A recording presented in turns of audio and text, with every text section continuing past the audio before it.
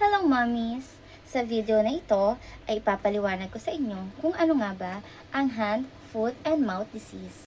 Hand, foot, and mouth disease is a common viral infection that affects infants and children 7 years old and below. But it can also affect adults. Ang ibig sabihin po nan, ang kalamitang tinatabla ng ganitong klase ng sakit ay ang mga bata or mga babies. Ano nga ba ang sintomas ng hand, foot, and mouth disease at ano ang itsura nito? This infection is characterized by rashes all over the body and rash sa kamay, sa paa, at blister sa loob ng bibig. Kaya siya tinawag na hand, foot, and mouth disease. Saan nga ba nagsimula ang hand, foot, and mouth disease? Most cases are caused by Coxsackie virus serotype 16 na kapamilya ng isa pang virus na tinatawag na enterovirus. Ang unang outbreak ng hand, foot, and mouth disease ay naitala sa Toronto, Canada noong 1957 at mabilis itong kumalat sa buong mundo. Mahalaga ding malaman na ang hand, foot, and mouth disease na nangyayari o dumadapo sa mga hayop tulad ng baka, tupa at baboy ay hindi po katulad ng hand, foot, and mouth disease na meron sa mga tao. Magkaiba po sila. Ang hand, foot, and mouth disease ay isang epidemya na mabilis kumalat sa buong mundo. Paano nga ba nakakahawa o naipapasa ang hand, foot, and mouth disease?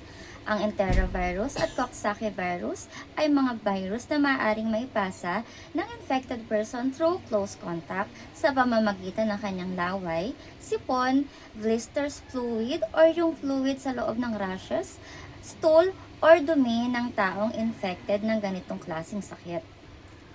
Ibig sabihin, kapag ang infected person ay umubo o nagsasalita, maaari niyang maitransfer ang viruses sa ibang tao o sa taong kausap niya. Main point to remember, there is no direct therapy for this virus. Ibig sabihin, hindi po natin pwedeng gamutin ang sakit na ito. Marami pong batang nagka-hand, foot, and mouth disease sa lugar namin. Isa na po doon ang aking anak na 2 years old, yung tatlo ko pong pamangkin, at saka pa yung isang kapitbahay namin na baby. So wala pa pong 1-year-old yun. Sila po, sa observation ko, mabilis po silang gumaling. Parang 2 to 3 weeks lang, magaling na yung mga sugat nila. So natuyo na agad. So sa nangyari po sa akin, ang karanasan ko po, yung anak ko, parang inabot siya ng 2 months bago siya gumaling. As in, pag gumaling po yung isang rash niya, or yung ibang rashes, may panibago na namang rashes na sumisibol. Kasi po, parang lumala siya gawa ng kinakamot niya. So sa lahat, siya yung pinakatumagal yung rashes kasi kinakamot. Meron po akong ginawang separate video. Doon ko po i-share sa inyo kung ano po yung mga ginawa ko para matreat ang hand, foot, and mouth disease ng aking 2 years old na anak. So sana po ay nagustuhan nyo ang mga pinag-usapan natin ngayong araw sa video na ito. Please like, follow, subscribe, and share this video. Thank you for watching. Bye!